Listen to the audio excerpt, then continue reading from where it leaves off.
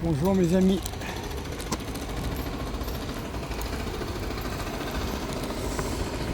Je voudrais répondre à un auditeur qui me dit qu'en fait, il ne faut pas s'en prendre à Jacques le Fou car il est minoritaire, il n'est pas entendu, il est etc. etc. Bon, vous savez, j'entends tous les avis, moi je ne suis pas un idéologue et j'aime entendre toutes sortes d'avis du moment que c'est bienveillant, positif et voilà, pas de problème. Même si c'est des contestations, ça ne me gêne pas. Eh bien, je réponds à Jacques le Fou d'abord parce que ma réponse dépasse la personne de Jacques le Fou. Je réponds en fin de compte aux objections de l'athéisme à travers lui. Que ce soit Jacques le Fou ou quelqu'un d'autre, en fin de compte, peu m'importe. Je n'ai d'ailleurs rien personnellement ni contre Jacques le Fou, ni contre Madame Casus Lady, ni contre Amir Laposta, qu'ils fassent leur vie, c'est tout. Je leur demande simplement de nous lâcher un peu les baskets, quoi. C'est ça que je leur demande, c'est tout. Après qu'ils fassent leur vie tranquillement. L'Église catholique, je crois, ne menace personne aujourd'hui, ni d'ailleurs jamais. Bon, enfin bref, autre question. Donc je réponds à Jacques le Fou parce que je réponds encore une fois à l'athéisme et je suis quelque peu navré, quelque peu mari, comme on disait jadis, dans un langage un peu suranné.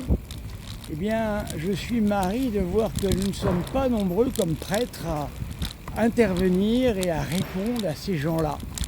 Pourtant, c'est très important.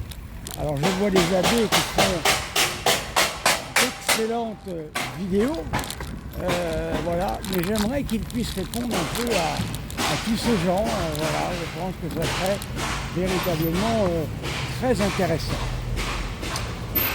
Je réponds à M. Jacques le Fou parce que, en tant que simple citoyen d'un pays qui est le mien, la France, à qui je dois énormément, vous le savez, vous connaissez mon histoire familiale. Pour moi, je n'ai pas d'autre pays que la France. La France, c'est toute ma vie. Toute ma vie. C'est un amour fou pour la France que j'ai. Quand je vois comment les Français se sont comportés pendant l'occupation vis-à-vis de ma famille, eh bien, je sais que c'est mon pays et que j'y suis bien. Voilà. Alors, je suis inquiet de voir que dans une situation tendue, comme celle dans laquelle nous sommes aujourd'hui, où le pouvoir politique n'agit pas quasiment, il n'y a pas de verrou de protection, excusez-moi. Et je vois qu'en fait, il n'y a quasiment pas d'unité nationale. Alors, venir 24 heures sur 24 quasiment, si on prend cette équipe, Jacques le Fou, Amir Laposta,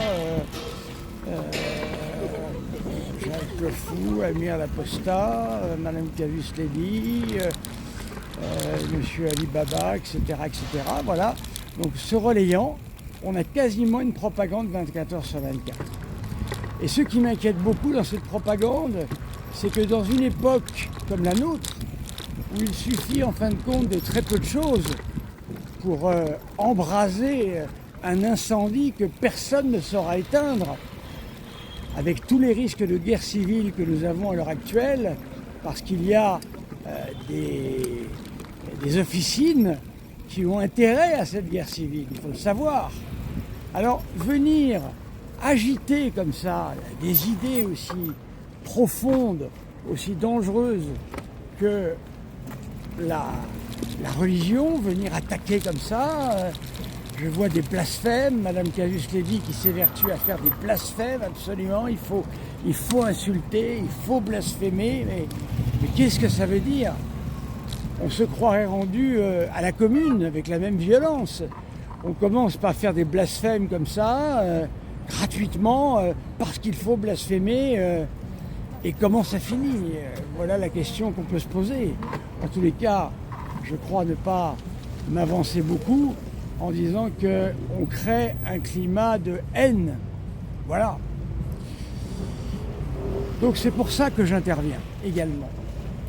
Et c'est pour ça que je voudrais avoir un débat, parce que j'ai des choses à dire et on ne me laisse pas les dire dans un débat. Par exemple, une des choses que j'ai à dire mais qui n'est pas entendue, c'est que Madame Casus-Clary confond deux choses. Le droit au blasphème, qui n'a jamais existé, et la fin du péché de bouche. Ce sont deux choses différentes. C'est-à-dire qu'en France, depuis assez peu de temps, en Alsace-Lorraine, en Moselle, et depuis un peu plus longtemps sur le territoire autre, national, eh bien, le péché de bouche a été supprimé. Ce péché de bouche, effectivement, c'était des amendes en cas de blasphème. Ce péché a été dépénalisé, voilà, il n'y a plus de peine pour ça.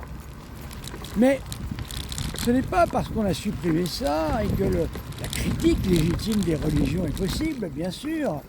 Au contraire, c'est même souhaitable, car critiquer les religions, critiquer parfois des systèmes sectaires, c'est très très bon. Moi, je suis le premier à vouloir qu'on critique le catholicisme de manière objective et de manière vraie, pas par haine, mais par rationalité. Parce qu'à ce moment-là, nous répondons, les catholiques ont toujours répondu. Et ça lance des questions souvent très intéressantes. Mais là, nous ne sommes pas dans ce cadre-là. Nous sommes dans un cadre où, voilà, Mme Casus-Clary prend un malin plaisir à blasphémer. Bon, à quoi ça sert? À part offenser les gens, insulter les gens, parce qu'elle ne cesse de dire qu'elle ne s'en prend pas aux gens.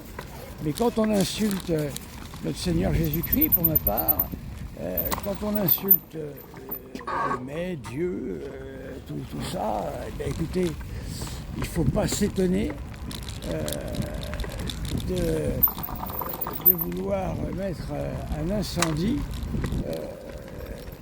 dans un pays qui n'en a pas besoin.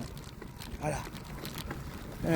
Alors donc, le droit au blasphème n'a jamais existé. Et j'aimerais pouvoir parler de ça avec elle, car je la renvoie à la Cour des droits de l'homme européen, car Mme Casus-Clary doit savoir qu'aujourd'hui, ce n'est plus le droit français qui prime, mais le droit européen. Donc elle nous dit « en France, en France, en France ». Attention, Mme Casus-Clary. Encore une fois, nous sommes en Europe. Et vous savez qu'aujourd'hui, 80% des lois qui sont votées sont des lois européennes. Voilà. Et le climat religieux qui existe dans différents pays d'Europe, c'est grand l'Europe. Hein, il n'y a pas que la France, voire que la France, c'est tout petit. Eh bien, ne permet pas de faire n'importe quoi. Et ainsi, critiquer les religions, aucun problème, mais insulter les croyants, alors vous dites que vous n'insultez pas les croyants, mais bien sûr que si, voyons, en insultant notre Seigneur Jésus-Christ, en insultant Dieu, vous insultez les croyants, c'est une évidence, ne jouons pas sur les mots, s'il vous plaît. Eh bien, vous rentrez dans un délit. Et oui, car il faudrait aller voir précisément sur Légifrance. J'ai déjà été, comme j'ai déjà commencé à les voir. Y a pas la jurisprudence n'est pas très fournie, mais en tous les cas, une chose est certaine. Vous avez en France des catholiques qui sont très bien intégrés depuis des siècles et des siècles. Vous avez les musulmans, un certain nombre de musulmans qui sont des bons pères de famille, qui ont souvent des emplois difficiles, et voilà. Bon, donc on ne peut pas comme ça insulter une religion. C'est pas possible. On peut la critiquer, mais pas blasphémer et insulter comme vous le faites. Car à ce moment-là, comme le dit le droit européen, tout croyant doit pouvoir vivre paisiblement sa religion. Or, quand on agite le poisson comme vous, c'est-à-dire qu'on insulte Dieu, qu'on insulte Jésus, eh bien, on monte les uns contre les autres. On monte les athées contre les chrétiens, contre les catholiques. On monte les musulmans contre les catholiques, parce qu'on fait dire aux musulmans, mais pourquoi ne s'en prend-elle qu'aux musulmans? Il faudrait qu'elle s'en prenne aux catholiques. Vous vous rendez compte le climat délétère dans lequel vous nous mettez? Est-ce que vous vous en rendez compte? Vous nous mettez dans un climat de délation. C'est dramatique. Et vous parlez aux gens d'une manière abominable. Jamais je ne parlerai à quelqu'un comme vous le faites. Voilà. Vous êtes énervé, vous maltraitez les gens. Il faut vous en rendre compte, chère madame. J'ai rien contre vous. Voilà. Mais je vous le dis. Et j'aimerais bien pouvoir vous le dire en face dans un débat. Voilà. Merci si je suis un peu entendu. À bientôt, mes amis.